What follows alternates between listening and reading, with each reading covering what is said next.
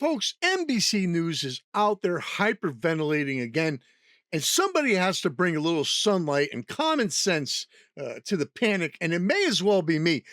Their constitutional crisis of today, Trump administration moves to rescind rule that protects millions of acres of national forest.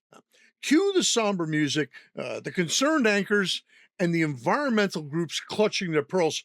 According to them, the sky is falling, the trees are doomed, and Donald Trump is personally out there with a chainsaw.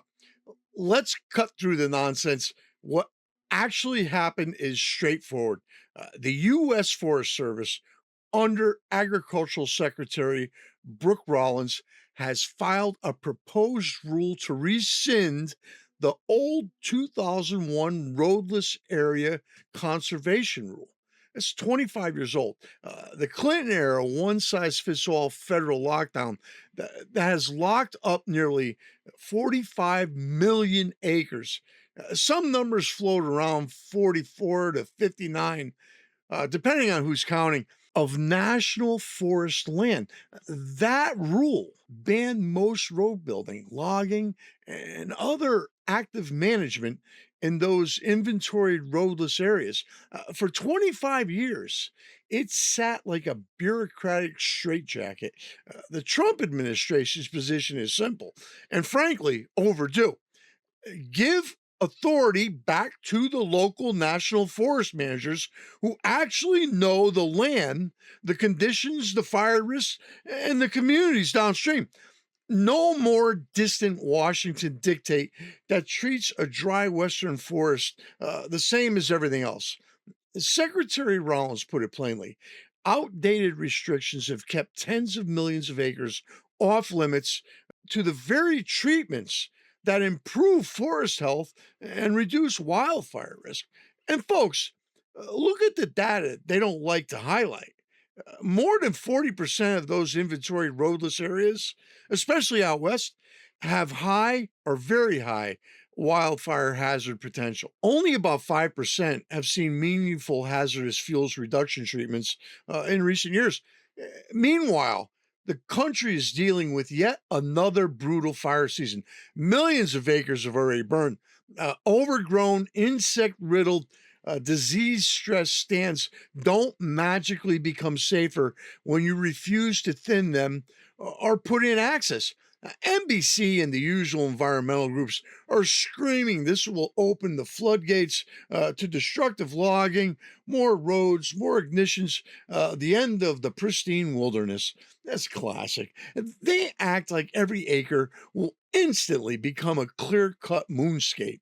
The reality check is the proposed rescissions uh, does not mandate timber cutting or road construction. It removes the national prohibition and lets local managers make the calls based on actual conditions. Idaho and Colorado already operate under their own rules that supersede the feds in some places. This is about flexibility, not a free for all. You've heard this movie before. During the first Trump term, they tried to address the dung gas in Alaska. Biden restored the restrictions. Now the full national rule is on the table. Industry groups and Western states have been arguing for years that the roadless rule hindered responsible management and economic use.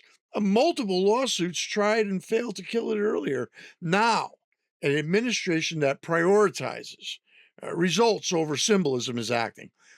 The left's preferred approach has been hands off. Let nature take its course, which all too often means watching fuel loads build up until catastrophic fires wipe out the forest, the habitat, the watersheds, and the towns nearby. Active management, thinning, controlling access, targeted harvest, where it makes sense, is how you keep forests healthy and productive. Just ask California.